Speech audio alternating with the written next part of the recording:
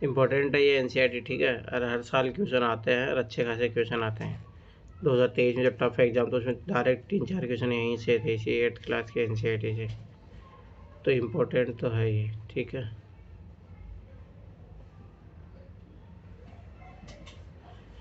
भारत का संविधान भाग 4A नागरिकों को मूल कर्तव्य दिया है। इसमें अनुच्छेद 51 का मूल कर्तव्य क्या है भाई? भारत के प्रत्येक नागरिक का यह कर्तव्य होगा कि वह संविधान का पालन करे, उसके आदर्शों, संस्थाओं, राष्ट्रध्वज और राष्ट्रगान का आदर करे, स्वतंत्रता के लिए हमारे राष्ट्रीय आंदोलन को प्रेरित करने वाले उच्च आदर्शों को हृदय में संजोए रखे, उनका पालन करे, भारत की संपूर्णता, एकता और अखंडता की रक्षा करे, उसे अक्षुण्ण बनाए रखे, देश की रक्षा करे और आह्वान किए जाने पर राष्ट्र की सेवा करे।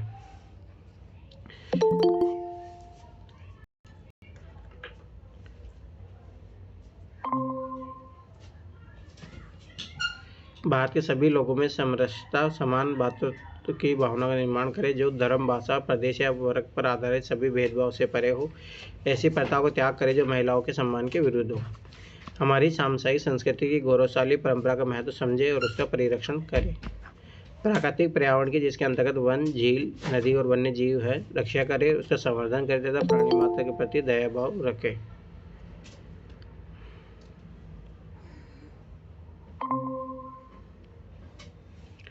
वैज्ञानिक दृष्टिकोण, मानववाद, ज्ञानार्जन तथा सुधार की भावना का विकास करे, सार्वजनिक संपत्ति सुरक्षित रखे और हिंसा से दूर रहे, व्यक्तिगत और सामूहिक गतिविधियों के सभी क्षेत्र में उत्कर्ष की ओर बढ़ने का सतत प्रयास करे, जिससे राष्ट्र निरंतर बढ़ते हुए प्रयत्न और उपलब्धि की नई ऊंचाइयों को छू सके, और यदि माता पिता या संरक्षक 6 वर्ष से 14 वर्ष तक की आयु वाले अपनी यथास्थिति बालक या प्रतिपाल्य के शिक्षा के अवसर प्रदान करे। देखो हो सकता है कि क्वेश्चन आए इसे, ठीक है। भारत का संविधान जो है फंडामेंटल राइट भाग 3 अनुच्छेद 12 से 35 अनिवार्य शर्तें कुछ अपवादों द्वारा युक्त निबंधन के अधीन द्वारा प्रदत्त मूल अधिकार। अब देख रहे हैं ना, ये अभी जैसे डेली पढ़ने से क्या होता है, जैसे मतलब जब भी अपन पढ़ते हैं तो ये याद हो जाएंगे, गलत क्वेश्चन गलत नहीं करोगे। समता का अधिकार, विधि के समक्ष एवं विधियों के समान संरक्षण, धर्म, मूलवंश, जाति, लिंग या जन्म स्थान के आधार पर लोक नियोजन के विषय में, अस्पृश्यता और उपाधियों का अंत, स्वतंत्रता अधिकार कौन से है भाई? अभिव्यक्ति, सम्मेलन, संघ, संचरण, निवास और वृत्ति की स्वतंत्रता, अपराधों के लिए दोष सिद्धि के संबंध में संरक्षण, प्राण और दैहिक स्वतंत्रता का संरक्षण, 6 से 14 वर्ष की आयु के बच्चों को निःशुल्क अनिवार्य शिक्षा, कुछ दशाओं में गिरफ्तारी और निरोध से संरक्षण, शोषण के विरुद्ध अधिकार, मानव के दुर्व्यापार और बलात्श्रम का प्रतिषेध, परिसंकट में कार्य में बालकों के नियोजन का प्रतिषेध, धर्म की स्वतंत्रता का अधिकार, अंतःकरण की ओर धर्म के अबाध रूप से मान्य आचरण और प्रचार की स्वतंत्रता, धार्मिक कार्य के प्रबंध की स्वतंत्रता, किसी विशिष्ट धर्म की अभिवृद्धि के लिए करों के संदाय के संबंध में स्वतंत्रता, राजनीति से पूर्णतः पोषित शिक्षा संस्थाओं में धार्मिक शिक्षा या धार्मिक उपासना में उपस्थित होने के संबंध में स्वतंत्रता, संस्कृति और शिक्षा संबंधी अधिकार क्या है भाई? अल्पसंख्यक वर्गों को अपनी भाषा, लिपि या संस्कृति विषयों का संरक्षण, अल्पसंख्यक वर्गों द्वारा अपनी शिक्षा संस्थाओं की स्थापना और प्रशासन, संवैधानिक उपचारों का अधिकार। इससे है ना यूपीएससी लगातार क्वेश्चन बन रहा है, जैसे आपकी 2024 में भी बना, 22 में भी बना, इससे पहले पूछता नहीं था।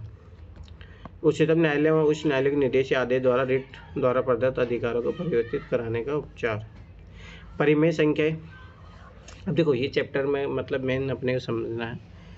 देखो परिमेय संख्या क्या होती है, जिनको अपन PYQ के रूप में लिख सकते हैं, वहाँ पे Q नॉट इक्वल टू 0 होना चाहिए, बस। ये पॉजिटिव नेगेटिव दोनों हो सकती है, ठीक है। ये चीज़ याद रखना, और कुछ ही नहीं है बस इसमें। फिर उसमें सारे चीज़ें नियम लागू होगी, ये कुछ पूछता नहीं है, वो अपने काम करेंगे, ठीक है। देखो ये सब परिमेय संख्या है, बस Q नॉट इक्वल टू 0 होना चाहिए, जिसको PYQ के रूप में लिखा जा सके।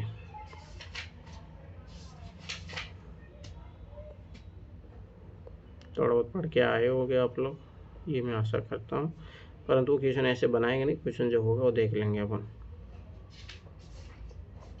गुणन वुणन करना तो आता ही होगा, डिवीजन करना आता ही होगा, बस थोड़ा देख लो। जैसे मान लो 3/2 को 2/5 से डिवाइड कर रहे हैं, तो ये लिखा जाएगा 3/2, ये जो उल्टा हो जाएगा 5/2, बस ये चीज़ याद रखना, ठीक है। एज पर कैलकुलेशन कर लो, थोड़ा बहुत करो, फटाफट ही करो, उदाहरण 1 करो, कैलकुलेशन के लिए करो, फटाफट करो। ये ऐसे क्वेश्चन नहीं आएगा, पर थोड़ा कैलकुलेशन आप लोगों को चेक करने के लिए फटाफट कर लो। ओनली कैलकुलेशन के लिए है, इस टाइप क्वेश्चन आते नहीं हैं। करो फटाफट उत्तर बताओ इसके कर करा के।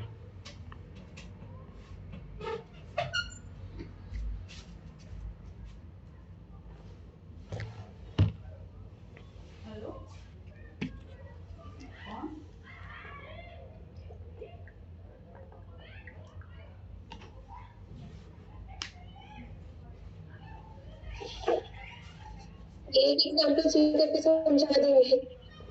क्या हो गया? एक एग्जांपल सॉल्व करके समझा देंगे। ठीक है, देखो अरे जोड़ी तो है वैसे, उसमें कुछ है ही नहीं। देखो 3/7 है। अभी देखो ये प्लस और माइनस का जब गुणा होता है, जब ये ब्रैकेट ओपन होगा तो माइनस हो जाएगा, 6/11 होगा। ठीक है, यहाँ पे भी ये प्लस है ये माइनस है, तो यहाँ पे माइनस आ जाएगा 8/11, 8/21। यहाँ पे तो प्लस आई तो प्लस ही आ जाएगा 5/22। अब देखो इसके बाद में क्या करना आप लोगों को, एक तरीका होता है भाई प्लस प्लस वाले को जोड़ लो, एक तो वो तरीका होता है। ठीक है, नहीं तो एक तो तरीका ये हो गया कि आप इसको कॉमन लेना पड़ेगा अब आपको यहाँ पे। ठीक है, कॉमन लेने का देखो यहाँ पे देखो 11 21 है 22 है, तो ये सारा मल्टीपल ही हो जाएगा एक तरीके से तो इनका।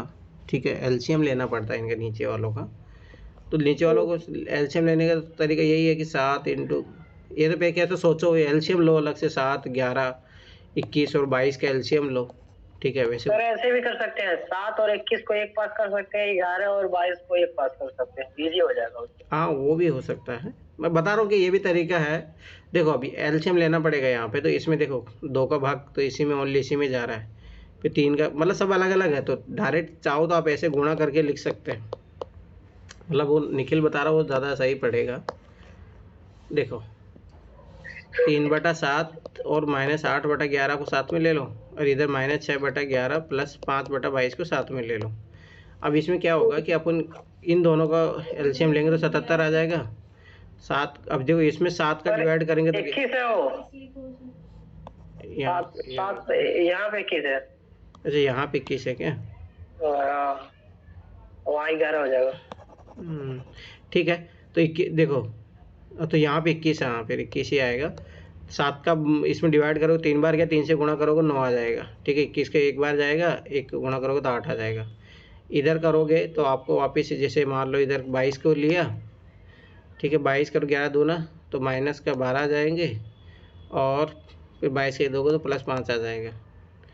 ठीक है, तो यहाँ पे तो 1/21 बचेगा, और यहाँ पे माइनस का कितना बचेगा 7/22। ठीक है, आखिरी में करना वही पड़ेगा आपको, 21 × 22 लेना पड़ेगा, तो ये 21 से डिवाइड करो तो 22 आ जाएगा, और 22 से डिवाइड करो तो 21, तो 7 × 21 हो जाएगा यहाँ पे। तो 22 - 7 एकम 7 7 दूनी 14, और 21 और 22 का गुणा कर लो, 22 एकम 22 22 दूनी 44 44 2 46। ठीक है, 147 में से अब देखिए माइनस बड़ी संख्या के आगे तो यहाँ माइनस आएगा, 22 घटाओगे कितना आ जाएगा यहाँ पे 5 2 1 माइनस का 125/462। बस है कैलकुलेशन और कुछ ही नहीं है। चलो करो अब ये करो फटाफट।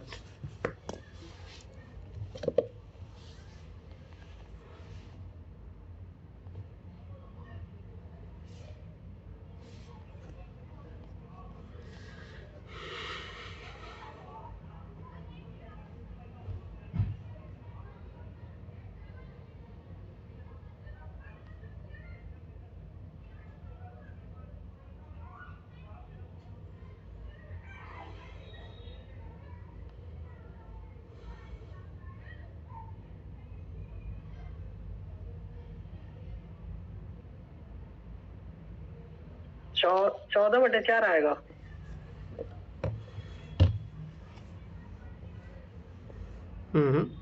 गलत कर रहे हो निखिल। अरे देखो ना ये कट रहा है, 5 3 गया। ठीक है, ये 3 गया, ये 3 बार गया, ये 3 से 3 गया, ख़त्म। ठीक है, उसके बाद में देखो 4 चौका। ठीक है, उसके बाद में ये कट जाएगा 2 बार, ये कट जाएगा 7 बार, तो कितना बचा है, ये माइनस का प्लस का हो जाएगा, और ये 7 से 7 कट जाएगा। ठीक है, 1/2 आ गया। क्या कर रहे हो निखिल तुम?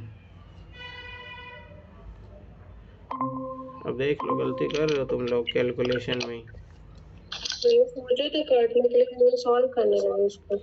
कैलकुलेटर से क्यों करोगे सोल्व? नहीं नहीं, काटने का सोचा था, जैसे जो कट रहा है। करो और करो, ये solve करो, करने लगा। ये करो।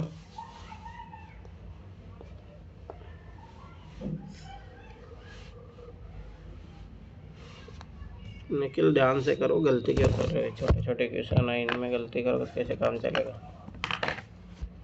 ये तो ओनली जस्ट फॉर कैलकुलेशन करा रहा हूँ।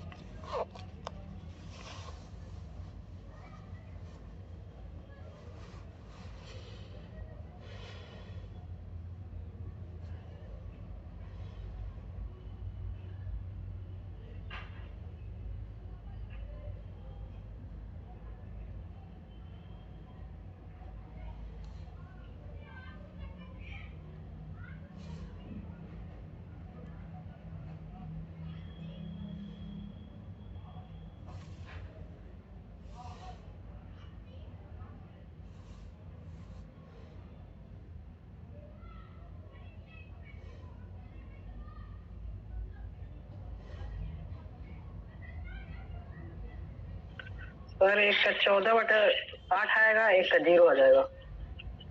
सबका यही आ रहा है। एक का 0 आएगा।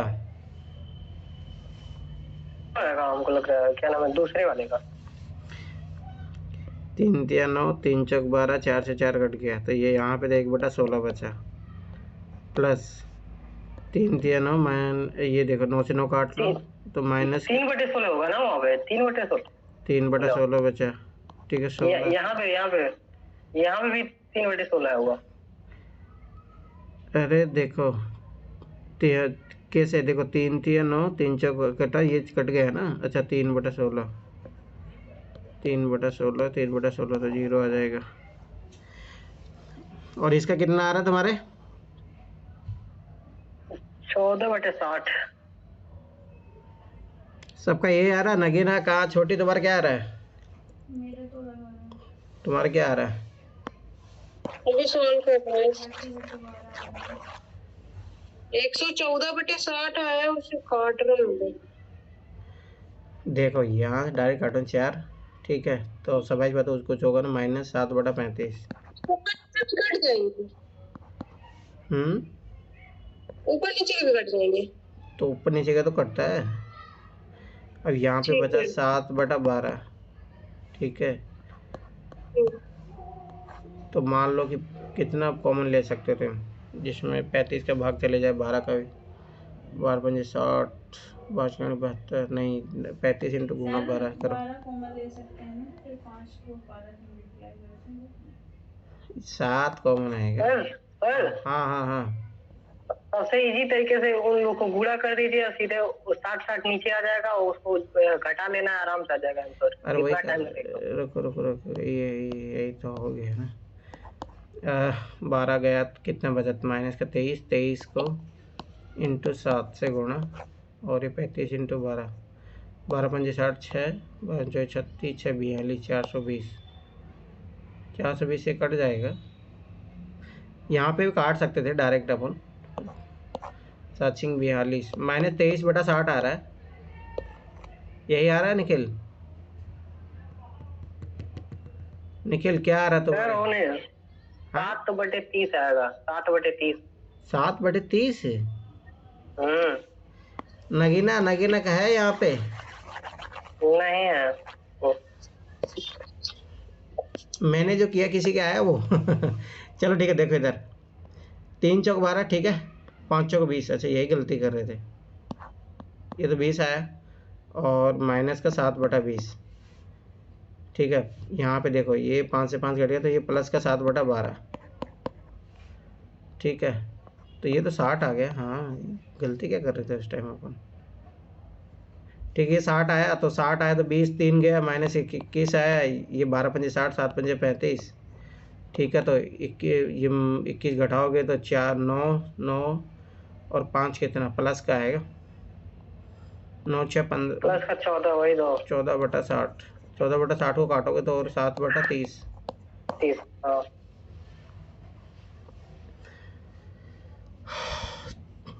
चलो ठीक है, लास्ट करो एक बार, तीसरा चैप्टर कंप्लीट हो जाए। कुछ है नहीं, कैलकुलेशन ही दिया है इसमें ओनली।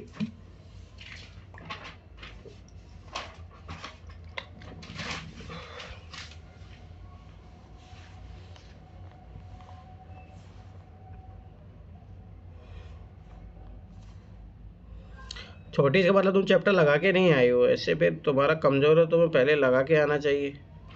नहीं, क्लास 6 से शुरू किया मैंने फिर से अच्छे से बेसिक पे काम कर रही हूँ मैं।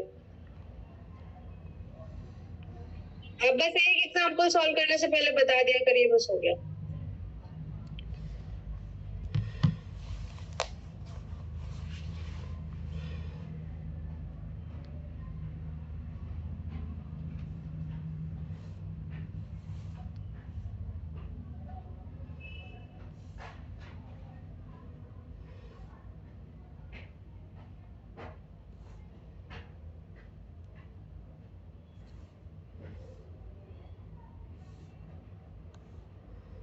-1/2 आएगा क्या उसका आंसर? सही है। ठीक है, तो देखो ये इस प्रश्न वाले में कुछ भी नहीं था, यही था, तो खत्म हो गया ये। ठीक है,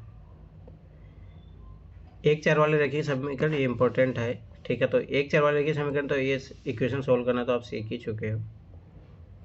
अब देखो ये सब सीख चुके हो आप। इसमें क्या होता है, देखो ध्यान से मैं एक बता देता हूँ।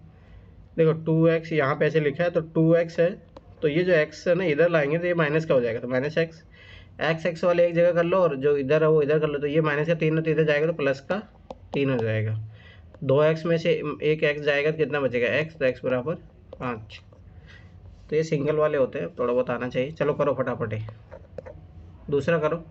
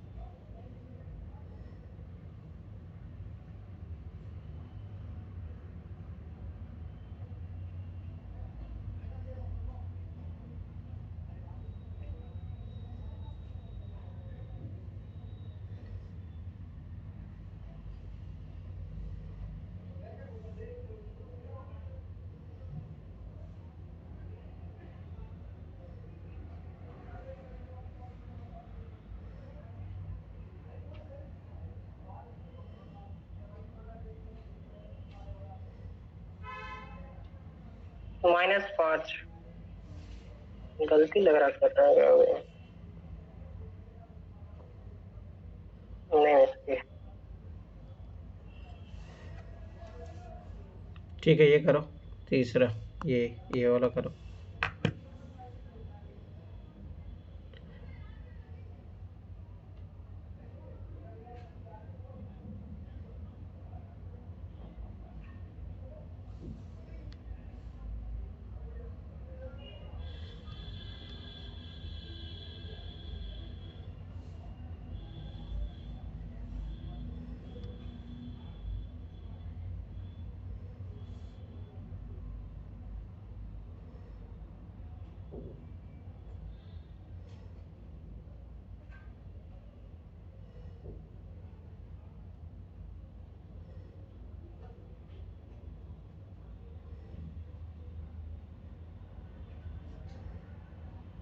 -5/11।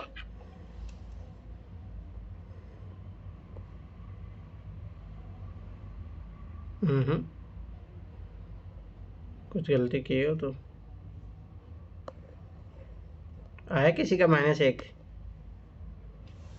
कौन कौन है यहाँ पे क्लास में, पहले तो ये बताओ।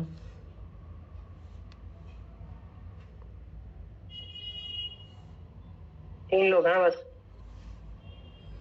छोटी तुम्हारा कितना आ रहा है, सना तुम्हारा कितना आ रहा है? लगा लो मेरे। निखिल दोबारा करो, क्या गलती कर रहे हैं?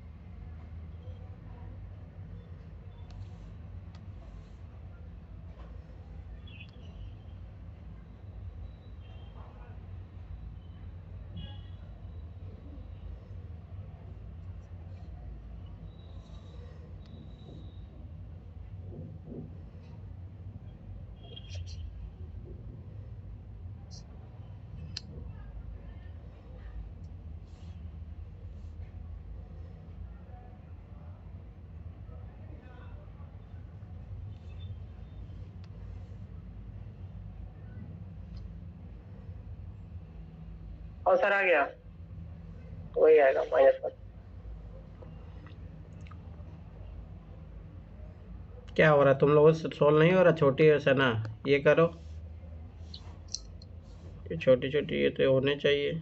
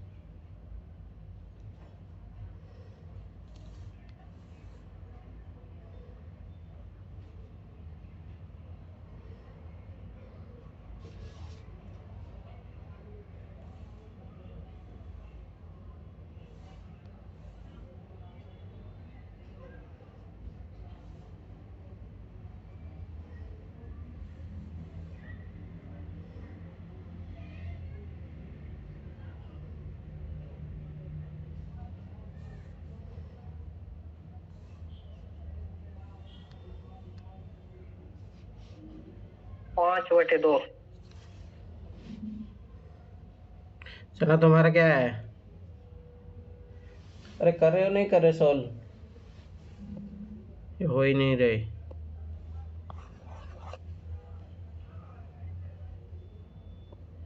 अब ये क्वेश्चन एग्जाम में आने लायक तो है नहीं, तो क्या ही कर रहा हूँ, पर एटलीस्ट सोल्व तो होने चाहिए तुम लोगों से।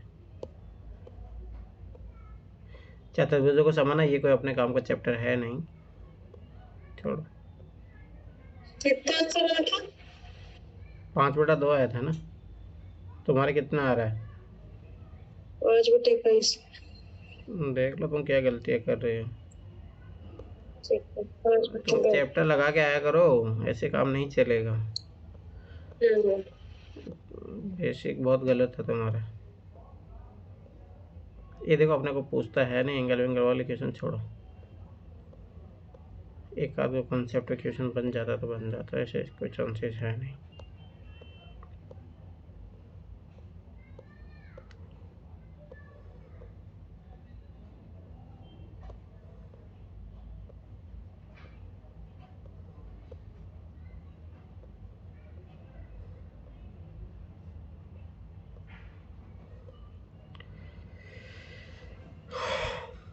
ये थोड़ा देखेंगे, आंकड़ों का प्रबंधन करेंगे इस चैप्टर को। क्वेश्चन देखते हैं डायरेक्ट।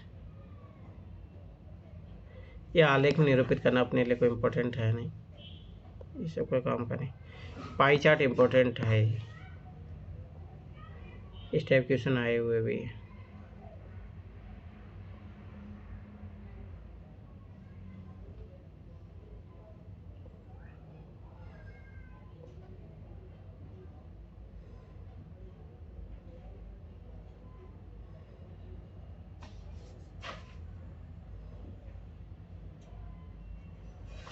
अब देखो सुन लो, ये क्वेश्चन अच्छा है। मतलब देखो पाई चार्ट दिया है, पर ऐसे अब तो यूपीएससी देता नहीं है, मैंने वो कारण बताया भी था आप लोगों को। 2018 के बाद में ऐसे कोई डायग्राम वाले कोई भी क्वेश्चन नहीं मिलेगा आपको, है ना।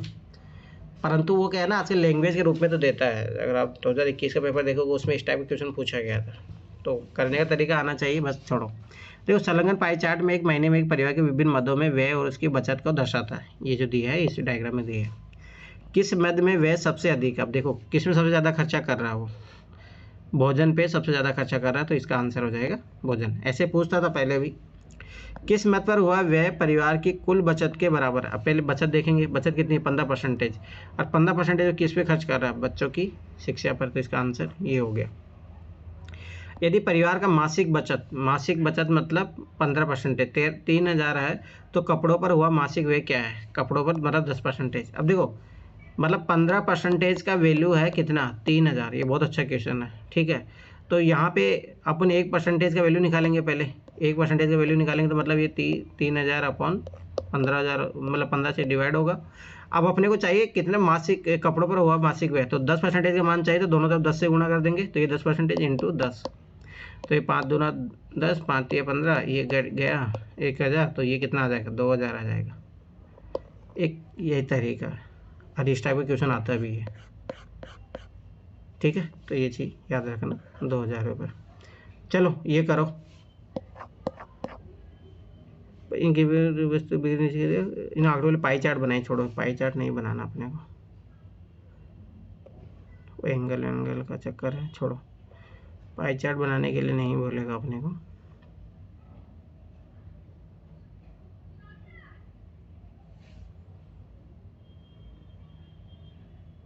ठीक है, ये क्वेश्चन मैं करा देता हूँ एक बार। देखो, किसी शहर के युवा व्यक्तियों के समूह का यह जानने के लिए सर्वे किया गया है कि वे किस प्रकार का संगीत पसंद करते हैं। इनसे प्राप्त आंकड़ों का संलग्न पाई चार्ट में दर्शाया गया। इस पाई चार्ट में निम्नलिखित प्रश्नों के उत्तर दीजिए। यदि 20 व्यक्ति शास्त्रीय संगीत पसंद करते हैं, मतलब शास्त्रीय संगीत पसंद, मतलब इसका मतलब 10% का वैल्यू कितना है? 20 कहते, तो कुल कितने युवा व्यक्तियों का सर्वे किया गया है? तो इसका मतलब है, देखो ये कितना है, 40, 30, 70, 100 है, तो इसका मतलब है टोटल जो है 100 लोगों का मान चाहिए। ये 10% का मान है, तो इसको मैं 100 बनाने के लिए इसको 10 से गुणा करूँगा, तो इधर भी 10 से गुणा कर दूंगा, तो कितने आ गए टोटल? 200 व्यक्ति। समझ में आया? ये अच्छा क्वेश्चन है ये। आगे क्या पूछा है? किस प्रकार का संगीत सबसे अधिक व्यक्तियों द्वारा पसंद किया जाता है? अब देखो इसका यहाँ पे पता लग रहा है मनोरंजक, ठीक है। तो अगर चाहो तो व्यक्तियों की संख्या भी निकाल सकते हो, 200 का 40% निकाल दो, तो ये जाएगा कितना आ जाएगा? 80, ठीक है। यदि कोई कैसेट कंपनी 1,000 CD बनाए, तो वह प्रत्येक प्रकार की कितनी CD बनाएगी?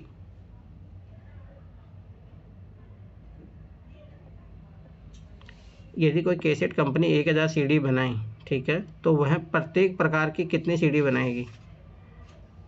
इसका मतलब कुछ समझ रहे हो? निखिल को समझे इसका मतलब क्या है? क्या करना है इसमें?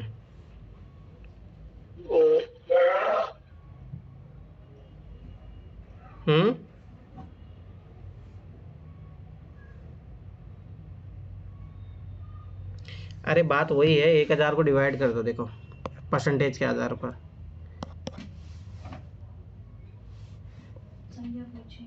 तो वह प्रत्येक प्रकार की कितनी सीढ़ी बनेगी, बस। हाँ, खत्म बात। तो 1,000 को डिवाइड कर दो ना, ये 10%, 1,000 का 10% कितना होगा?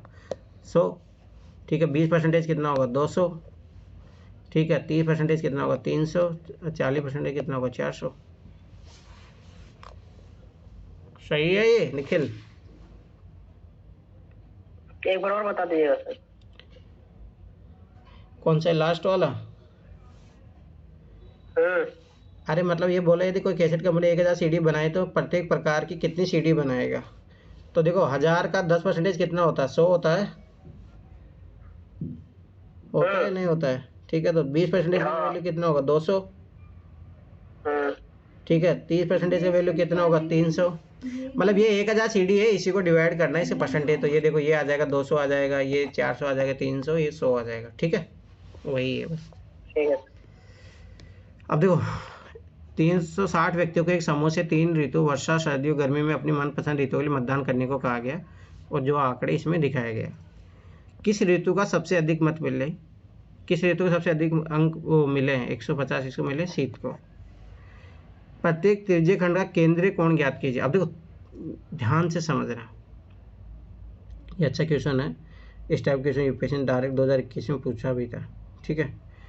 अब देखो ये जो है, एक इनको टोटल करो एक बार। 90, ये कितना? 210, और ये कितना हो गया? 210, 150, 360 हो गया। तो ये देखो 360 का कौन सा भाग है ये, मान लो 90 कितना, ये कितना हो गया 1/4 हो गया, तो 1/4 कितना डिग्री एंगल बनेगा, या मान लो कि उससे 360 डिग्री में से अपने को नहीं 1/4 360 डिग्री का, हाँ वही कर लो 4, तो ये 90 डिग्री बन जाएगा। मतलब ये डायरेक्ट देखो 360 ही है तो ये 90 डिग्री बनेगा, 120 डिग्री 150 डिग्री बनेगा। तो ये किस शीट को सबसे अधिक मत मिले, तो शीट को मिले प्रत्येक तीसरे खंड का केंद्रीय कोण ज्ञात कीजिए, तो ये 90 डिग्री होगा, 120 150 डिग्री होगा। इस सूचना दर्शाने के लिए पाई चार्ट बनेगा, तो वो ऐसे ही बनेगा। तो 150 डिग्री कितना होता है लगभग, ये मान के चलो ऐसे होगा, और 90 तो अपन जानते हैं ये 45 होता है, ये 90 होता है, तो ये हो गया, नहीं 360 डिग्री में दर्शाना है ना, हाँ सॉरी, मतलब वो ग्राफ तो छोड़ दो, दर्शाने की जरूरत नहीं है। ये समझ में आया मैंने एंगल कैसे फाइंड आउट किया, ये यूपीएससी ने एंगल ही पूछा है 2021 में। निखिल ये समझ में आया कैसे किया? हाँ सर, उन सबको जोड़ के उसके बाद जिसका निकालना उसका निकाल सकते हैं। मतलब जो टोटल है ना, ये तो चलो 360 दे दिया था, इसका टोटल कितना है 360, तो 360 का ये कितना हिस्सा है, समझ में आया? तो ये 1/4 हिस्सा है, 1/4, तो 1/4 360 डिग्री कितना एंगल लेगा, तो वही लेगा। इसमें वो आ गया, नहीं तो अगर मान लो यार कुछ होता 210 होता तो उसके अकॉर्डिंग निकालते फिर अपन, है ना, ये चीज़ याद रखकर। अच्छा क्वेश्चन 2021 में आया हुआ क्वेश्चन। अगला निम्नलिखित सूचना के पार्ट्स पाई चार्ट खींचिए कि उसमें पर्सन रंगों बताता है, छोड़ो। अब देखो इन्होंने ऐसे किया है, देखो यहाँ पे देखो 1/2 आया है, अगर इसका पाई चार्ट बनाने का बोल रहा है जो भी है, छोड़ो। और चौथा क्वेश्चन देखो, चौथा क्वेश्चन अच्छा ये करो, चौथा करो और पांचवा करना, आप लोगों को करना ही, चौथा और पांचवा करो। चाय पार्ट प्रदर्शित करना तो ये छोड़ दो, अपने को चाय पार्ट नहीं बनाना, ये करो, चौथा क्वेश्चन करो, इसमें दिया है आपको, और इस टाइप क्वेश्चन आया हुआ है 2021 में।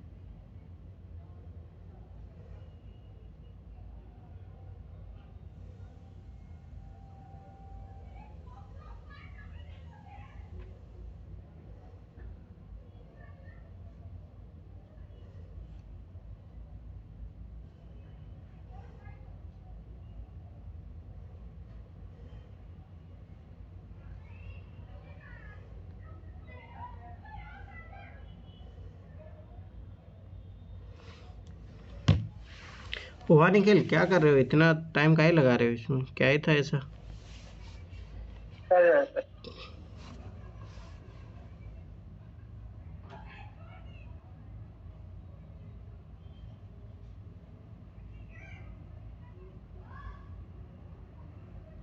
आज ये एनसीईआरटी जितना हो सकता ख़त्म करते हैं इसको।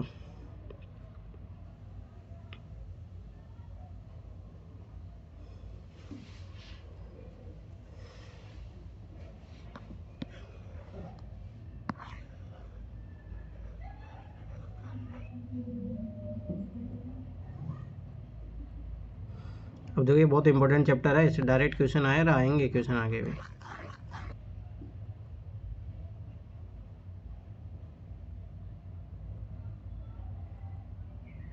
निकले बन नहीं रहा तुमसे।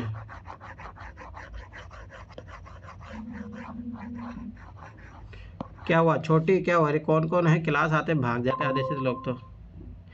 नगरे तुम किधर भाग जाते हो? सर नेटवर्क का इश्यू हो रहा है इधर, सुनाई नहीं देता, आप बोलते क्या रहते हैं पता ही नहीं चलता। वाईफाई लगवा लो भाई। 70 डिग्री का आएगा ना 105 अंकों के लिए।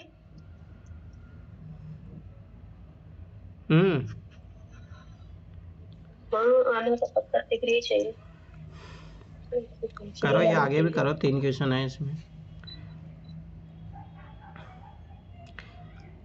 देखो स्वाभाविक सी बात है, उसने 105 अंक प्राप्त किए, कितने का किया? 540 का। तो मैंने क्या बोला, जब एंगल निकालते हैं, नहीं क्या पूछ रहा, किस विषय में उस विद्यार्थी ने 105, हाँ, फिर उसके बाद में 360 डिग्री से गुणा करते हैं अपन। तो अब इसको काटो, अब इसको तुम किससे काटोगे? अब देखो ये वो डिविजिबिलिटी वाले रूल सब याद होने चाहिए। 6 के फाड़े में आता है ना, 60 हो गया, 6 नाम 54, 90, 1 से 1 0 कट गया, 3 दूना 6, 3 तिया 9, फिर ये 3 से कट जाएगा, 3 3 5 15, 35 दूना 70, खत्म बात। तो इसका मतलब 70 डिग्री एंगल आया। तो 70 डिग्री किस सब्जेक्ट का है? हिंदी का। तो इसका आंसर होगा हिंदी। कितना अच्छा क्वेश्चन है, बहुत अच्छा क्वेश्चन। अभी देखना मैं करवाऊंगा इसका चैप्टर का एक। चलो ये करो फटाफट। उस विद्यार्थी ने गणित में हिंदी से कितने अधिक अंक प्राप्त किए? बहुत अच्छा क्वेश्चन है, very very important sir question. एक बार और नेटवर्क इशू हो गया था, एक बार और बता दीजिएगा थोड़ा। देखो इधर सर 30 अंक अधिक नंबर प्राप्त किए,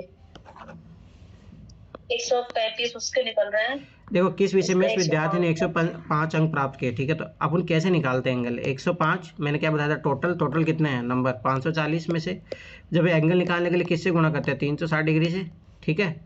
अब देखो इसको अब ये पता होना चाहिए, 54 6 के पहाड़े में आता है, ये भी आता है। तो ये हो गया 6 नाम 54, ठीक है। 0 0 कट गया, 3 दूना 6, 3 तिया 9, इससे काटो, 3 तिया 9, 3 5 15, 35 इंटू 2 करोगे तो 70 डिग्री।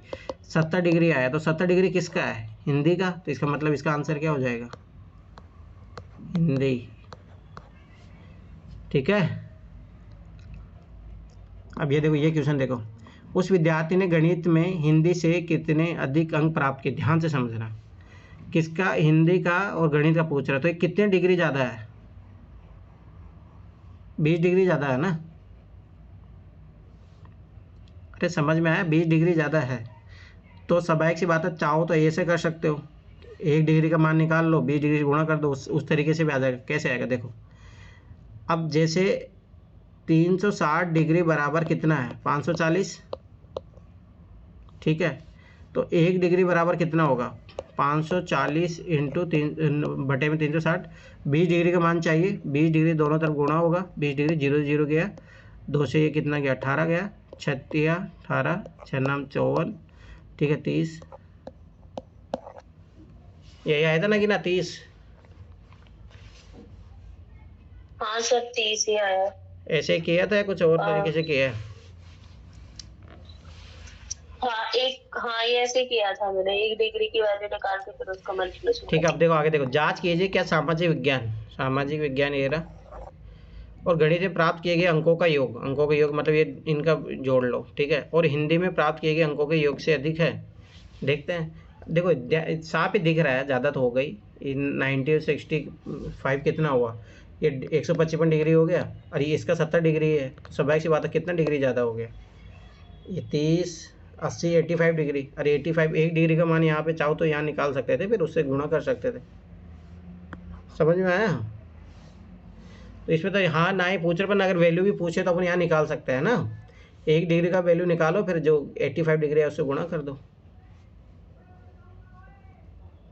अरे समझ में आया? कुछ बोलोगे तुम लोग? हाँ सर। तुम लोगों को ना ऐसे नहीं लग रहा ना, अभी मैं एक क्वेश्चन करवाता हूँ यूपीएससी का आया और कोई इस चैप्टर को कंप्लीट होने दो। तो ये प्रोबेबिलिटी वाला आ गया अभी यहाँ पे इसके 4.2, तो वही बात है, ये तो नॉर्मल है ऐसे दिए है, ठीक है। पर प्रोबेबिलिटी चैप्टर एक अच्छे से पढ़ेंगे आगे, पर करो नहीं फिर भी। चलो मैं एक बार थोड़ा ये करवा ही देता हूँ। जैसे देखो, एक थैले में 4 लाल गेंदा है। अब देखो यहीं से प्रोबेबिलिटी के स्टार्ट कर दिया है इन्होंने,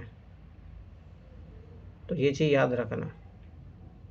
अच्छा है, बहुत अच्छा चैप्टर, बहुत इंपॉर्टेंट चैप्टर है, ये चीज़ याद रखना। देखो प्रोबेबिलिटी क्या होती है, जैसे मान लो कि आप सिक्के को उछालते हो तो हेड और टेल आने की प्रोबेबिलिटी रहती है। तो क्या हो सकता है, हेड आ सकता है या टेल आ सकता है, ठीक है, ठीक है, ये हो सकता है। एक बार उछालोगे तो, ठीक है, ये एक बार, अगर 2 बार इसको उछालोगे तो head and tail into head and tail, ठीक है। तो मतलब सब ऐसी बात है, क्या आ सकता है, हो सकता है दोनों बार हेड आ जाए, ठीक है। ये हो सकता है एक बार हेड आए एक बार टेल आए, ठीक है। ये एक बार हो सकता है कि टेल आ जाए हेड आ जाए, ये दोनों टेल आ सकते हैं। तो याद रखना कितनी घटनाएं बनेगी, 4 घटनाएं। ऐसे पासे के लिए होता है 6 इंटू 6, टोटल घटनाएं कितनी बनती है, 36 घटनाएं बनती है, ठीक है। एक बार पासा उछालोगे तो 6 ही बनेगी, एक चीज़ याद रखना, 3 4 5 6। तो बस ये चीज़ याद रखना, एक पासे फेंका जाता है, संभव 6 परिणाम है, क्या है वो, 1 2 3 4 5 6। एक स्कूटर चालन पर है तो संभव क्या परिणाम, क्या तो चालू होगा या नहीं होगा, यस या नो, ठीक है। जब आप पहिए घुमाएंगे तो संभावित परिणाम क्या होंगे, अब इसको क्या क्या आ सकता है, ए आ सकता है, बी आ सकता है, सी आ सकता है, ठीक है। आपके पास एक थैला है और उसमें भिन्न भिन्न रंगों के 5 एक जैसी गेंदें, याद करो इस टाइप की यूपीएससी क्वेश्चन कितनी बार पूछी है। आप बिना देखे इसमें से एक गेंद निकालते प्राप्त होने वाले परिणाम को लिखिए, क्या क्या आ सकता है, ये एक एक कोई भी आ सकता है, डब्लू, रेड, ग्रीन, ये कुछ भी आ सकती है, यही आंसर होगा इसका, याद रखना। खिलाड़ी 6 प्राप्त, पासे को देखो, पासे को फेंकने पर ध्यान समझना, एक पहले खिलाड़ी 6 प्राप्त करने का संयोग क्या हो सकता है। तो याद करो कि कितनी प्रोबेबिलिटी होती है, 6 के आने की 1/6 तो होगी ना प्रोबेबिलिटी, 6 परिणाम आएंगे उसमें से एक बार हो सकता है कि वो आए, तो 1/6 आंसर होगा इसका। क्या उसके बाद खेलने वाले खिलाड़ी के 6 प्राप्त करने का सहयोग कम है, हो सकता है। तो ये 1/6 आने की प्रोबेबिलिटी है, तो 1/6 नहीं आने की प्रोबेबिलिटी कितना होगी, 5/6, क्योंकि एक में से घटाते हैं 1/6। मान लीजिए दूसरा खिलाड़ी 6 प्राप्त कर लेता है, इसका अर्थ है कि तीसरे खिलाड़ी द्वारा 6 प्राप्त करने का कोई सहयोग नहीं है। अरे क्यों नहीं बन सकता सहयोग, क्या हो सकता है, तो मान लो तुमने तीनों बार उछाला 6 आ गया, क्या दिक्कत हो सकता है, आ सकता है, ठीक है। तो ये चीज़ याद रखना, बहुत अच्छा चैप्टर है ये। पासा फेंकने वाला मैं बता ही दिया हूँ, हेड एंड टेल वाला बता ही दिया हूँ, ठीक है। अब तो यहीं पे ये क्वेश्चन अपन करते हैं। देखो, एक थैले में 4 लाल गेंद है, यूपीएससी में आया हुआ क्वेश्चन है। एक थैले में 4 लाल गेंद है, 2 पीली गेंद है। ये गेंदे रंग के अतिरिक्त सभी प्रकार से एक जैसी है अतः सर्वसम है, ठीक है, कोई बात नहीं। थैले के अंदर से बिना देखे एक गेंद निकाली जाती है, ठीक है। क्या लाल गेंद प्राप्त करने की क्या प्रायिकता है, अब तो ध्यान से समझना। टोटल गेंद कितनी है, 6। अब लाल गेंद कितनी है, 4, तो 4/6 इसकी प्रोबेबिलिटी बनेगी, तो इसकी प्रोबेबिलिटी कितना आ जाएगा, 2/3। तो लाल गेंद आने की प्रायिकता क्या हो जाएगी, 2/3। क्या यह एक पीली गेंद प्राप्त करने की प्रायिकता से अधिक है या कम है, तो पीली गेंद प्राप्त करने की क्या प्रोबेबिलिटी होगी, 2/6। तो ये कितना है, 1/3। तो 1/3 ज़्यादा होता है 2/3, तो 2/3 ज़्यादा होता है ना, तो सफाई सी बात है, लाल गेंद की ज़्यादा है तो उसी की संख्या ज़्यादा होगी। देखो यही है, बहुत अच्छा चैप्टर है ये। अभी तक देखो, मान लीजिए आप पहिए को घुमाते हैं, ठीक है। अभी जो देखो उसको डबल दिया है, ये 1 2 3 4, ये 5 बार दिया है, ये 3 बार दिया है। इस पहिए पर एक हरा त्रिज्य खंड प्राप्त करने के परिणामों की संख्या और हरा त्रिज्य खंड प्राप्त न होने वाली परिणाम संख्या, बस वही है, जोड़ो। ये कितना है टोटल, 3 2 5 3 8, तो 5/8 जो है ग्रीन आने की प्रोबेबिलिटी है। और मैंने क्या बोला था, जब नहीं आने की प्रोबेबिलिटी कितनी होती है, 5/8। तो ये करो कितना आ जाएगा, 3/8। ये नहीं आने की यार, ये आने की प्रोबेबिलिटी है। एक हरा त्रिज्य खंड प्राप्त करने की प्रायिकता हरा के कितने होगी, 5/8। एक हरा त्रिज्य खंड प्राप्त न होने की प्रायिकता 3/8, ठीक है। अच्छा चैप्टर है ये, चलो तुम लोग करो ये क्वेश्चन, अच्छे क्वेश्चन है, इसमें डायरेक्ट एनसीईआरटी क्वेश्चन ये आए हुए भी। चलो करो फटाफट, 1 2 3 करो। 1 2 3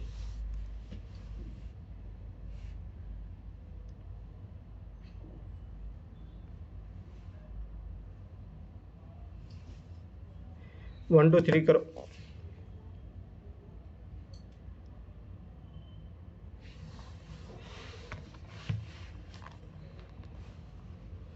एट क्लास बहुत ज़्यादा इंपॉर्टेंट है। सोचो इसका वो जो चैप्टर है वो कितना इंपॉर्टेंट है।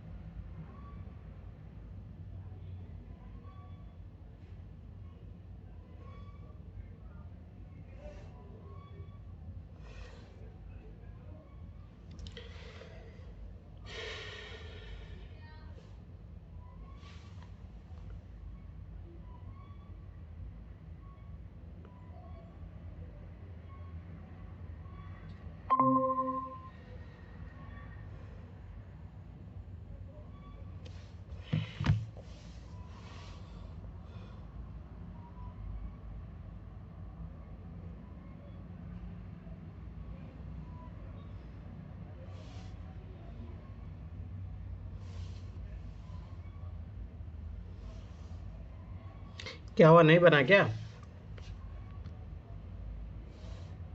बन रहा सर। करो करो। सर ये नहीं समझ में आ रहा ताश वाला।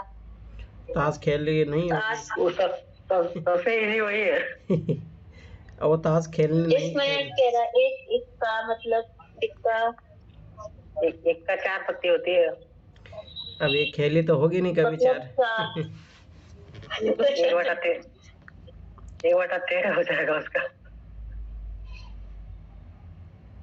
मतलब 52 ताश की गड्डी में 4 इक्का होते हैं। 4 इक्का होते हैं। 4 इक्का होते हैं।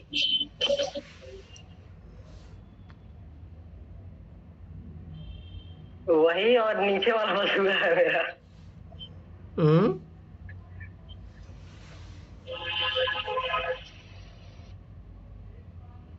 चलो देखो इधर फटाफट इन प्रयोगों में आप जो परिणाम देख सकते हो उन्हें देखो। पहिए को घुमाना है, पहिए को घुमाने पे क्या क्या आएंगे? ए आ सकता है, बी आ सकता है, सी आ सकता है, डी आ सकता है।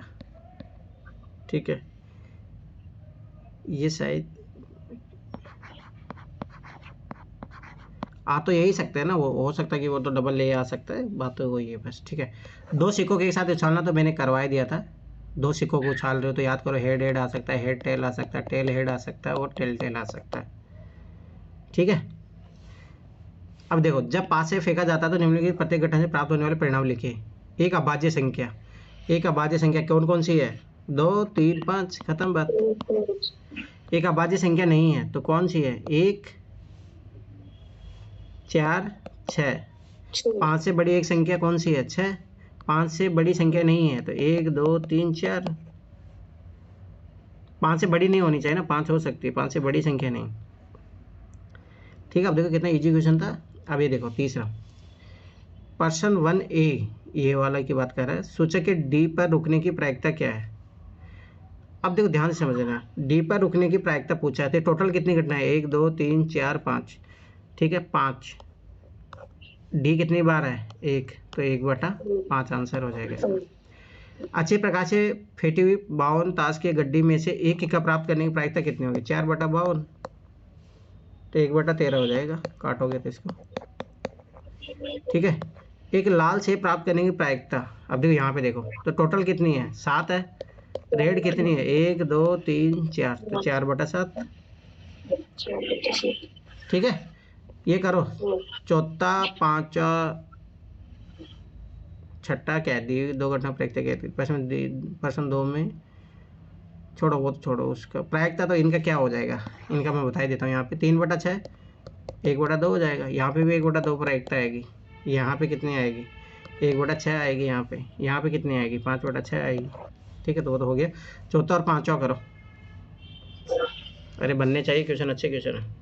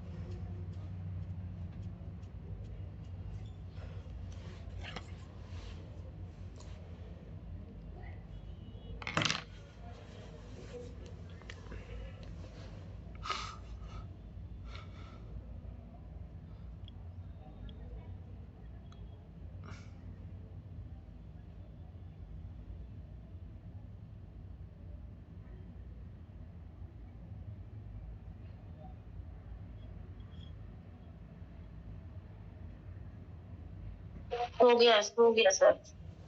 सारे हो गए। हाँ। देखो 10 पत्थर पच्चे पर 1 से 10 तक संख्या लिखी हुई थी। ठीक है, एक पच्चे पर एक संख्या, उन्हें एक बक्से में रखकर अच्छी प्रकार से मिला दिया जाता है। बक्से के अंदर से बिना देखे एक पर्ची निकाली जानी, निम्नलिखित प्रायिकता क्या है। संख्या 6 प्राप्त करना, तो कितना हो जाएगा, 1/10 प्रायिकता तो यही होएगी ना। 6 से छोटी एक संख्या प्राप्त करना, अब जो 6 से छोटी संख्या, तो 6 से छोटी संख्या कितनी है, 5, तो 5/10, तो ये कितना प्रायिकता हो जाएगी, 1/2। ठीक, 1/10 ही आएगा सर इसका, क्योंकि 6 से छोटी संख्या तो लेकिन 10 ही पर्ची रहेगी ना उसमें।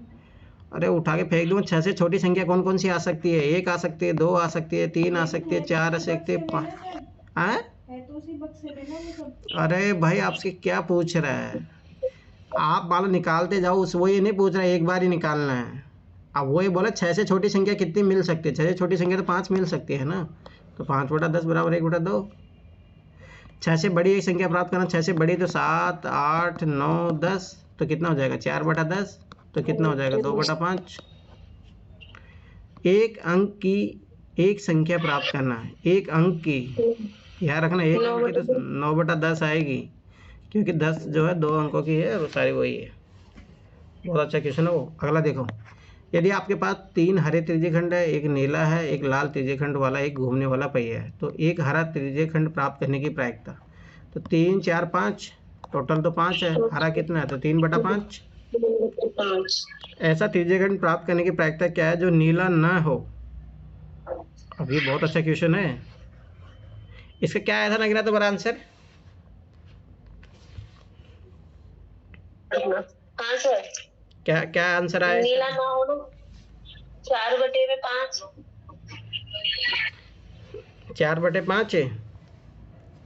हाँ पक्का? हाँ, ठीक है, सही है। 4 देखो में तो नहीं आएगा ना। हाँ, 4/5 ही आएगा। देखो नीला त्रिज्यखंड प्राप्त करने की प्रोबेबिलिटी कितना है? 1/5। तो मैंने क्या बोला था, नहीं प्राप्त करने के लिए क्या किया जाता है, घटा दिया जाता है, तो 4/5। ठीक है, तो बहुत इंपॉर्टेंट चैप्टर था ये, इसमें प्रोबेबिलिटी वाला दोनों दिए है। अब इससे पहले मैं तुम लोगों को कुछ क्वेश्चन करवा देता हूँ जो 2021 में है, तो थोड़ा वो आएगा। यूपीएससी 2021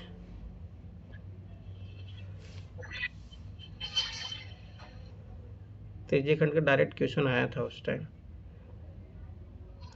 इधर कैसे आ गए, उधर डायरेक्ट नहीं दिया क्या? ऐप डाउनलोड कर लीजिए ना, उससे भी पीडीएफ डाउनलोड हो जाता है तो तुरंत मिल जाएगा। कहाँ, उस ऐप में नहीं होता है। आप अपडेट नहीं किए होंगे। हो जाता है सर। अपडेट कहाँ से होता है, बात तो वही है ना, अपडेट कहाँ हो रहा है? प्ले स्टोर में जाके अपडेट करिए ना आपको, उसमें ऑप्शन आने लगा है डाउनलोड पेपर का। हाँ, डाउनलोड हो जाता है। चलो कोई नहीं, अभी देखेंगे कैसे।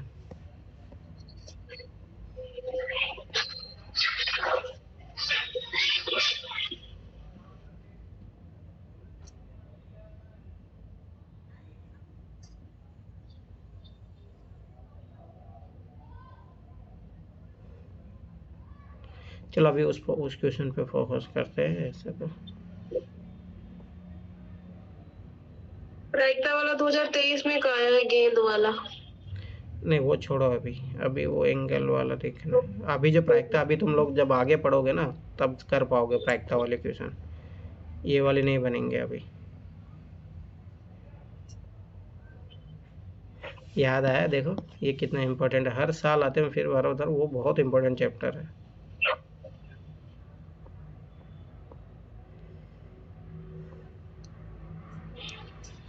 ये देखो,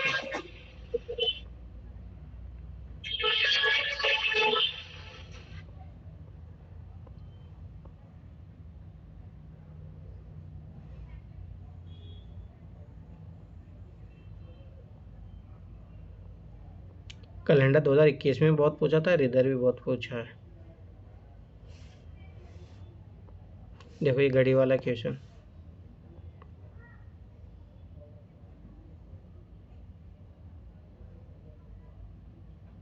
ये देखो, ये देखो, अरे वो बहुत इंपॉर्टेंट चैप्टर है, हर साल उससे आते ही है क्वेश्चन, मान के चलो तुम लोग। ये देखो जब की बार आया 2024 में क्वेश्चन आया यही, थोड़ा बहुत याद होगा तो कौन सा क्वेश्चन है, इस टाइप क्वेश्चन हर साल आता है। ये देखो ये सब एनसीईआरटी क्वेश्चन है ये देखो उसी चैप्टर के क्वेश्चन है।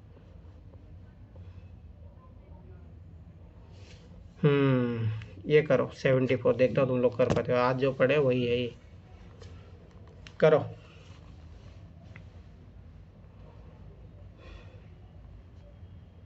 सर क्वेश्चन बोल दो। क्यों, तुम्हें दिख ना रहा? नहीं, मुझे बस आवाज ही आ रही है आपकी बहुत देर से। ठीक है, मैं व्हाट्सएप पे फोटो खींच के भेज रहा हूँ तुम्हें। तो तुम पेपर तो रखा करो ना अपने सामने। कौन सी ईयर का है? 2022? 21 कोई ना, मैं भेज रहा हूँ अभी, तो वहीं से खोल लो, भेज दिया हूँ, चेक करो। करो, ये अच्छा है, मतलब आज जो पढ़े हो देखो ये है एनसीईआरटी कमाल, आज एनसीईआरटी से पढ़े हो, डायरेक्ट क्वेश्चन है ये।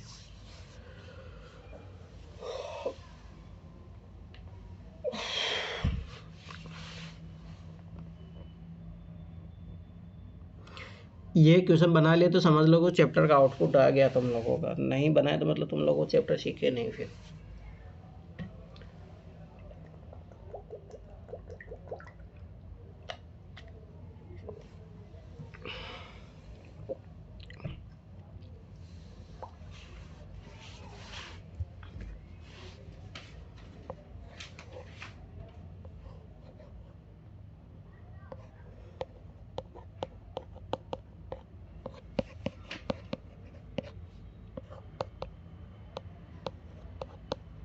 शायद अब तुम लोग विजुअलाइजेशन कर पाओ।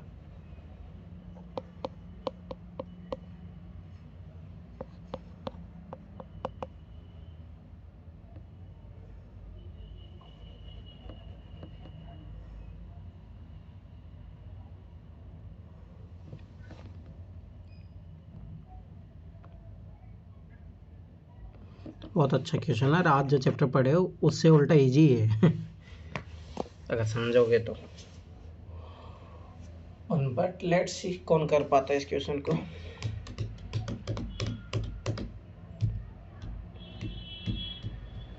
और अब कोई क्लासेज नहीं जाएगी यूट्यूब पे, बहुत नौटंकी हो गए तो अब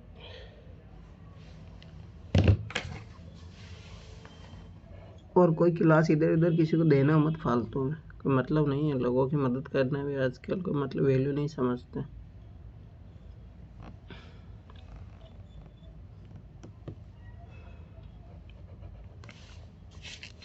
अब आगे कोई भी क्लास नहीं जाएगी, ना तो एनसीईआरटी वाली जाएगी ना कुछ जाएगी, और तो मतलब है।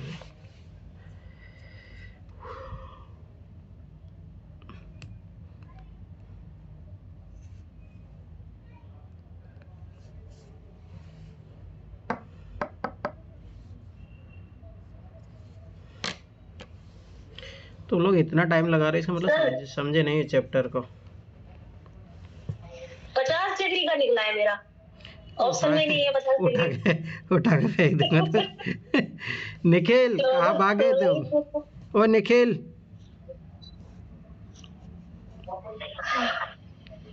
कहाँ भाग गए निखिल? 70 ये था, 30 हो गया, 14।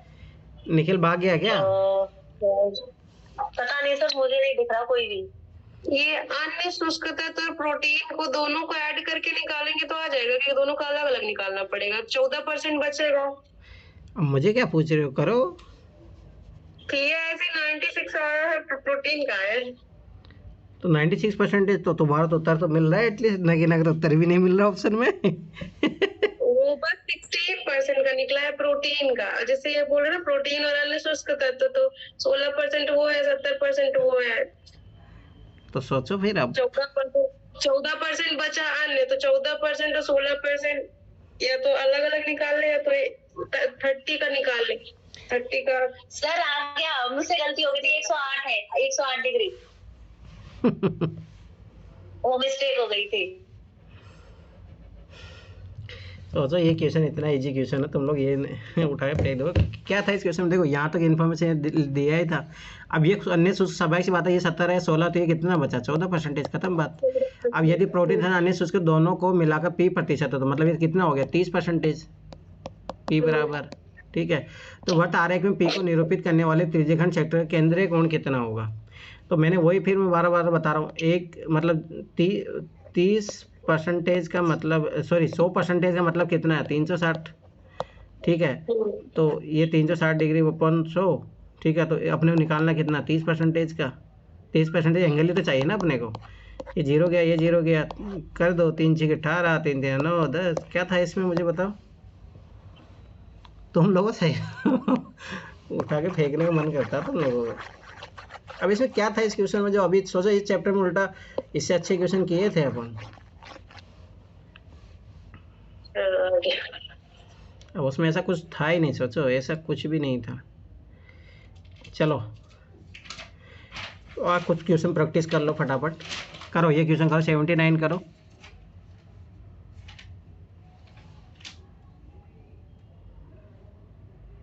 ये करो 76 करो, ये सब पढ़ चुके हो तुम।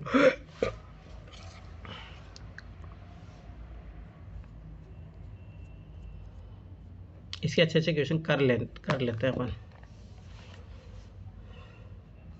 निखिल तो भाग गया। 4 चैप्टर हो गए ना कंप्लीट, 12-13 चैप्टर है उसमें। ठीक है, कल देख लेंगे वो चैप्टर, अभी कर लेंगे। आज क्या बार हो गया? थर्सडे, कल फ्राइडे। सर क्वेश्चन तो दे दो आप। अरे तुम खोलो ना 2021 का पेपर खोलो, उसमें सॉल्व किया हुआ है क्या तुमने? सॉल्व नहीं किया होगा, डाउनलोड भी नहीं होगा, मतलब जो नेट है वो बहुत स्लो चल रहा है, कभी कभी चलता है। रुको भेज रहा हूँ।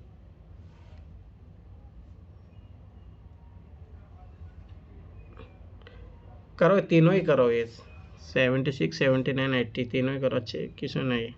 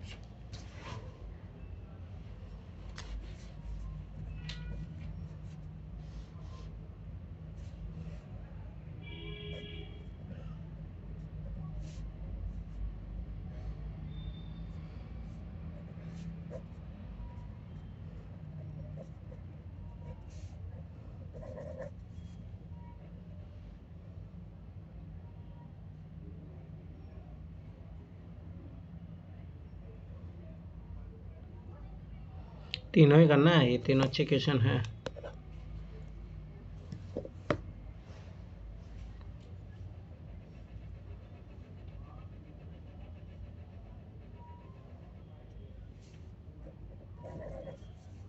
सेवेंटी सिक्स में बी होगा। करो करो।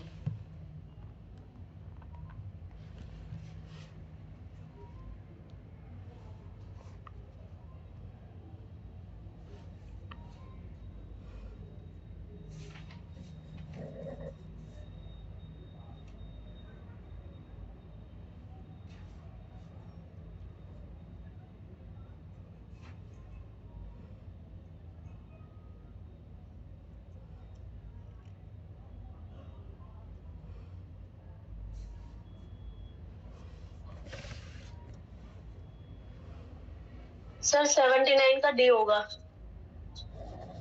हाँ 79 का डी होगा, 79 का डी। ठीक है, 80 करो।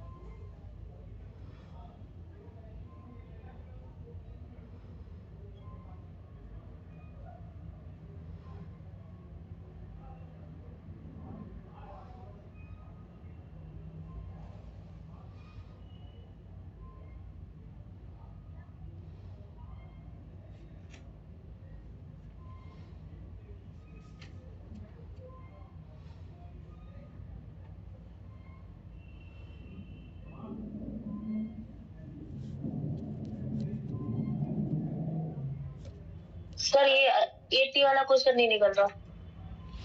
क्यों? ये तो उल्टा बनना चाहिए।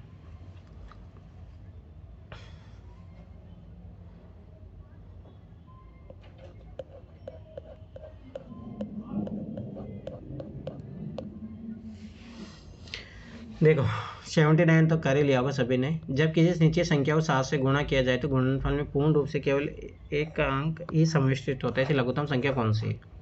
तो मैंने हमेशा बोला कि जैसे मान लो 5873 है, 783 है, 723, 713, तो हमेशा ट्राई किया करो कि भाई सी से यहाँ से करो। ठीक है, देखो 7 से किया 7 21, इस मान लो कि यही आ रहा है ना, 7 से गुणा करना आ रहा है, सब एक एक आना चाहिए। 21 2 7 7 49, 49 और 2 51। ठीक है, तो यहाँ पे तो ये ऑटोमेटिक कैंसिल हो जाओगे कि 7 8 56 आएगा, 56 और 2 जोड़ोगे तो 58 आ जाएगा, 7 2 14 करोगे 16 आ जाएगा, 7 7 2 9 आ जाएगा। तो ऐसे कट गए, बता तो आंसर यही एक। मतलब आप आगे नहीं कर सकते, मतलब मेरा मानना है कि ऐसे भी कर सकते हो, फास्ट करो, जरूरत नहीं है सारा करने की। समझ में आया मैंने कैसे किया? मैंने ओनली दूसरी संख्या के आधार पर ही बता दिया कि यही होगा आंसर, ये होगा ही नहीं। ठीक है, हो गया, इसका आंसर डी है। ये देखो 80 क्वेश्चन, एक व्यक्ति किसी कार्य का 7/अंश 21 दिन में पूरा करता है। मैं कितनी बार बताया हूँ, ये तरीका अपनाओ तुम लोग, है ना। 7/अंश है, सोचो ये कितने दिन में कंप्लीट हो रहा है? 21 दिन में पूरा हो रहा है। तो मैं इसका एक अंश निकालूंगा ना, एक अंश निकालूंगा तो ये क्या जाएगा 21, मतलब टोटल जो है पूरा, तो ये कितना 8/7 हो जाएगा। 7 3 21 3 24। ठीक है, तो ये 24 दिन में पूरा कंप्लीट काम जो है, पूरा का पूरा काम कंप्लीट होता है 24 दिन में। ये बोला यदि कार्य की मात्रा 50% की और वृद्धि की जाए, तो 50 मतलब कार्य होना था 24 दिन में, तो ये कंप्लीट काम था, 50% की और वृद्धि कर दिया गया, मतलब 1/2 अंश। 1/2 अंश में कितना दिन लगेगा? 12, तो 12 दिन तो ये हो गए। फिर बोला तो उस कार्य को समाप्त करने में कितने दिन और लगेंगे? और लगेंगे मतलब यहाँ पे 21 दिन कंप्लीट होता 24 दिन में, 3 दिन तो ये जुड़ गए। 50% और बढ़ाने के कारण कितने दिन जो जुड़ गए? 12, 12 + 3 कितना हो गया? 15। क्या था इस क्वेश्चन में? कुछ भी नहीं था। चलो इधर आओ 76 में।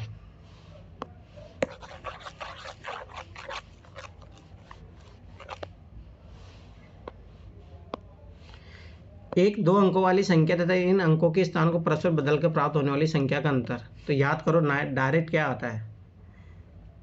9x - y आता ना, नहीं ना, यही आता है ना। हाँ सर, 9x + y आएगा ना सर, अंकों का योग। वो कह रहा है कि अंक 2 अंकों की संख्या 10x + y करेगी ना। इधर पढ़ो, इधर अंतर। हाँ, तो अंतर आप माइनस करोगे तब आएगा। हाँ तो भाई क्वेश्चन में क्या दिया हुआ है? दोनों संख्याओं को माइनस करोगे ना, ये आएगा देखो 10x + y - 10y + x। अरे मैं डायरेक्ट बता रहा हूँ, यही बनेगा ना समीकरण। नहीं, मेरा तो प्लस में बना है सर। 9x + y = 54। हे भगवान तुम कैसे कर रही हो? ये देखो क्वेश्चन पढ़ो, 2 अंकों वाली संख्या तथा इन अंकों के स्थानों को परस्पर बदल कर प्राप्त होने वाली संख्या का अंतर। ये कोई x y संख्या है, इन दोनों को परस्पर बदल दो, y x होगा, इनको घटाओगे तो याद करो, जब यही तो बनता है डायरेक्ट, इसका समीकरण यही तो आता है। सर आप संख्या कैसे बना रहे हो? आप संख्या बना रहे हो 10x + y बना रहे हो ना संख्या। यार तुम कैसे भी बना लो, तुम कॉन्सेप्ट भूल जाती तो हो। प्लस आएगी ना। अरे तो नहीं सर, मेरा क्लियर करो, ये क्वेश्चन मुझसे कल परसों भी बना था, आपने वो जो भेजा था ना, उसमें भी ये क्वेश्चन था सेम। अरे सोचो ना, ऐसे बनता है ना, कोई संख्या ऐसे ही बनती है।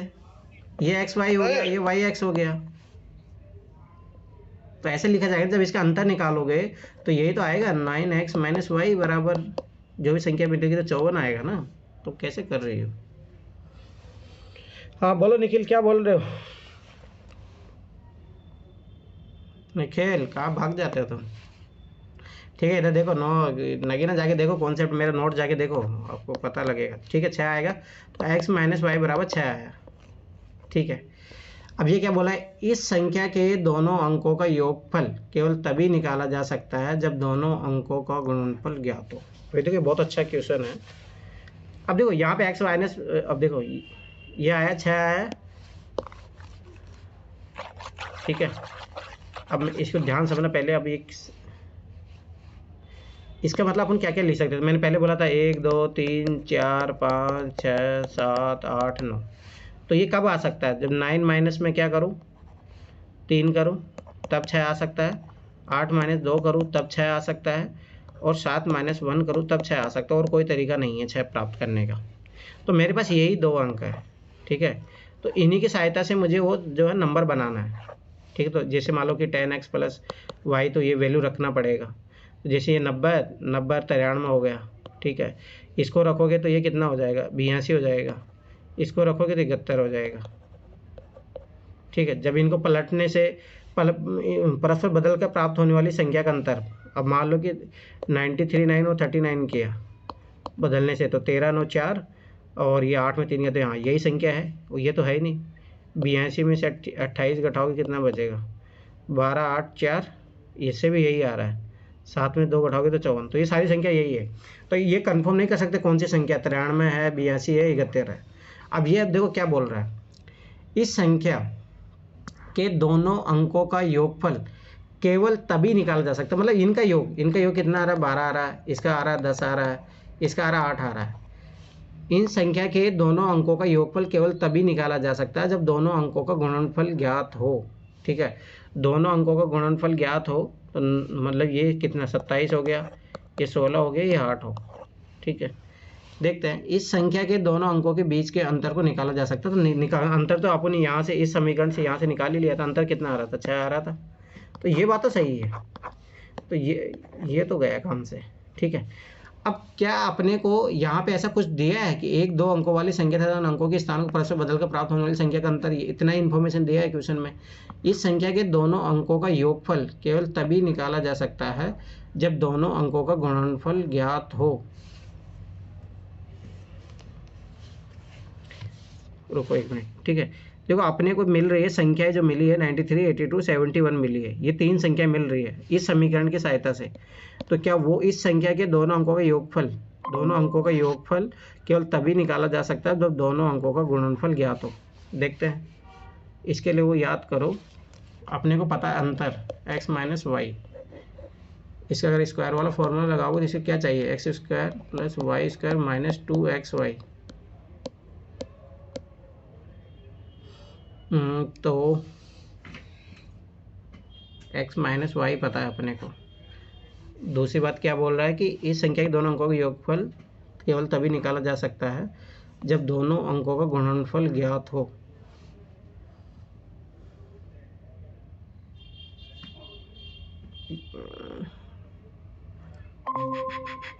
ये बात तो सही है, परंतु इन दोनों का अंकों का गुणनफल अपने को कहाँ से मिलेगा, जब अंकों का योगफल निकालोगे। हाँ सॉरी योगफल निकालोगे तो योगफल से क्या आता है 11x प्लस वाई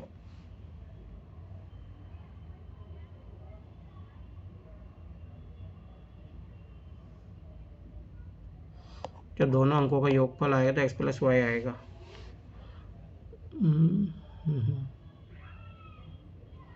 सर अगर हमें संख्या में ज्ञात होगी ना तो भी हम गुणनफल खुद से निकाल सकते हैं, अगर हमें गुणनफल की जरूरत नहीं पड़ेगी, इसलिए स्टेटमेंट गलत हो जाएगा। अरे नहीं सुनो ना बात, वो तो मुझे पता गलत है स्टेटमेंट, बात है ना ये क्यों, देखो यहाँ से अपने को पता लग गया, संख्या पता लग गई, 3 संख्या है पर एग्जैक्ट संख्या उन्होंने स्टेटमेंट में ये लिखा है कि गुणनफल ज्ञात हो, लेकिन हमको गुणनफल की जरूरत ही नहीं है ना, हमारे पास फॉर्मूला है और इसको अंतर करके निकाल सकते हैं। अच्छा हाँ, ये संख्या दोनों अंकों का योगफल केवल तभी निकाला जा सकता है जब दोनों अंकों का गुणनफल ज्ञात हो।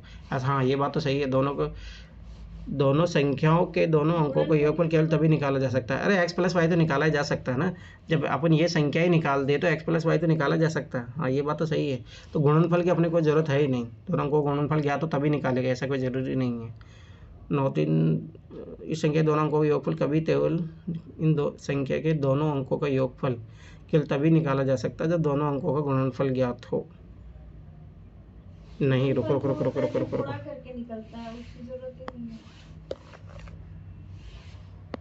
अपने को देखो योगफल चाहिए ना, एक्स प्लस वाई का होल स्क्वायर का क्या फॉर्मूला होता है X square plus Y square plus 2xy, ठीक है।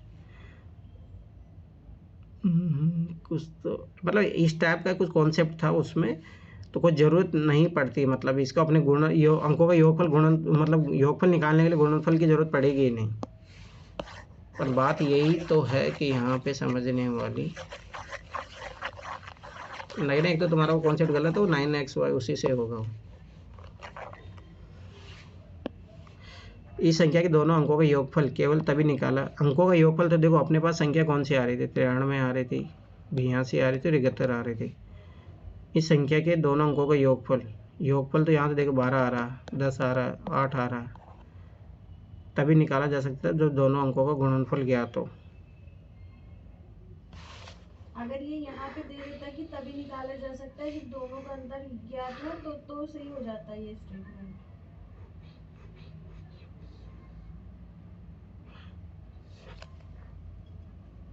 कुछ तो मिस कर रहे हैं अपन। सर और फिर इसमें ये भी तो दे देना केवल तभी निकाला जा सकता, मतलब कोई और ऑप्शन दिया ही नहीं, अब वो पॉसिबिलिटी खत्म कर दी।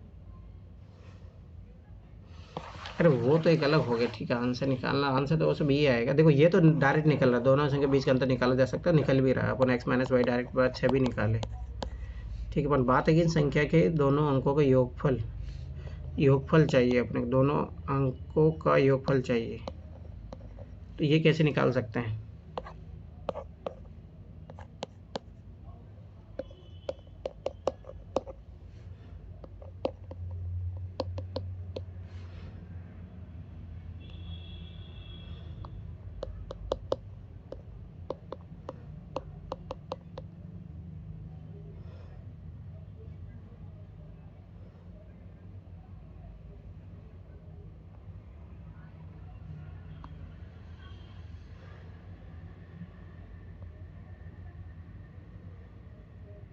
स्क्वायर करो इसको 13। रुको एक्स स्क्वायर प्लस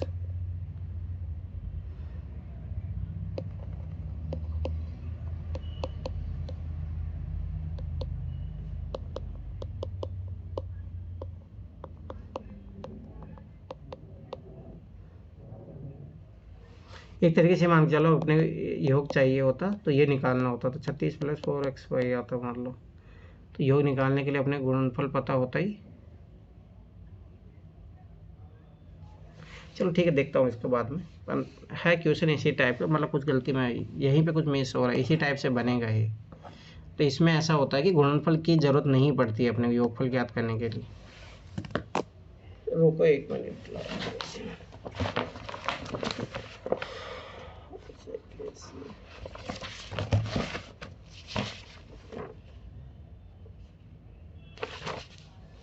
कौन सा 2021 है ना?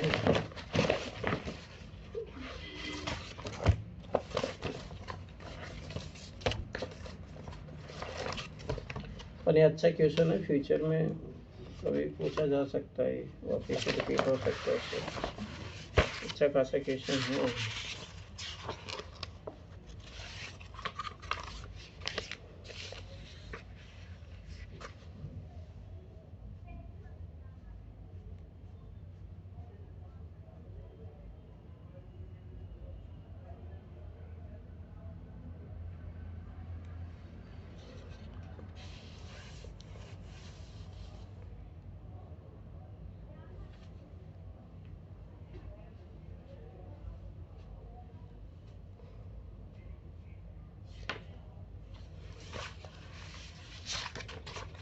वो तो मैंने एक्सट्रीम स्टेटमेंट वाला देखे काटा हुआ है इसको, ठीक है। वो तो एक अलग बात होगी, केवल तभी निकाला जा सकता है, वो तो कट ही जाएगा।